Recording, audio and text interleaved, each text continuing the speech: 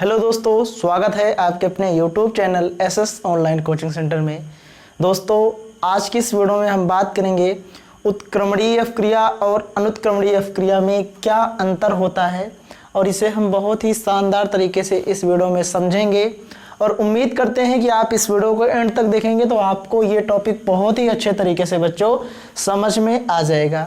देखिए, यहाँ पर हमने कुछ पॉइंट को मेंशन करके रखा है। इन पॉइंट को आपको बहुत ही अच्छे तरीके से समझना है और एक एक पॉइंट को मैं आपको बारीकी से बताऊंगा। बच्चों देखिए, पहला पॉइंट क्या है।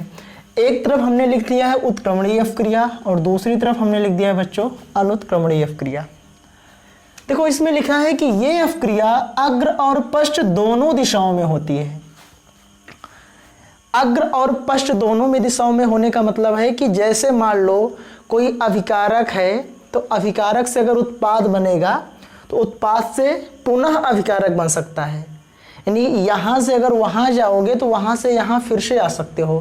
जैसे अगर हम कह दें कि मोमबत्ती है और इसे बच्चों पिघला कर हम फिर से पुनः मोमबत्ती की अवस्था में ला सकते हैं। तो दूसरा पॉइंट देखिए, इन अपक्रियाओं में उत्पाद पुनः संयोजित होकर क्रियाकारक या अभिकारक बना लेता है। यानी कहने का मतलब है बच्चों कि इस अपक्रिया में अभिकारक से अगर उत्पाद बनता है तो उत्पाद से पुनः अभिकारक बनाया जा सकता है। और तीसरा पॉइंट कह रहा है कि ये अपक्रियाएं कभी पूर्ण नहीं होती है, ये अपक्रिया कभी खत्म नहीं होती है। ये अपक्रिया बच्चों कंटिन्यू लगातार चलती रहती है। और इसी का जस्ट उल्टा इधर देखो, इसमें कहा कि ये अपक्रियाएं अग्र और पश्च दोनों दिशाओं में होती है। ये अपक्रियाएं एक ही दिशा में चलती हैं। यानी अगर अभिकारक से उत्पाद बन गया तो उत्पाद से अभिकारक नहीं बनेगा।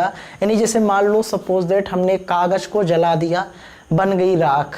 अब राख से कागज थोड़ी ना बनेगा। अब दूसरा पॉइंट है, इन अपक्रियाओं में उत्पाद पुनः संयोजित नहीं होते। उत्पाद पुनः संयोजित नहीं होते मतलब कि अगर उत्पाद बन गया, जैसे चावल से बन गया भात, अब भात को चावल नहीं बना सकते, ऐसा कुछ है। और ये अपक्रिया पूर्णता को प्राप्त होती है, यानी ये अपक्रिया किसी निश्चित समय पर समाप्त हो जाती हैं। अब थोड़ा सा एग्जांपल समझते हैं। यहाँ पर बच्चों हमने एक एग्जांपल लिया PCl5। तो बच्चों PCl5 और यहाँ पर हम एरो बना रहे हैं, ध्यान से देखिएगा इस तरह से। ये अर्ध अपक्रिया का है, ये भी अर्ध अपक्रिया का है।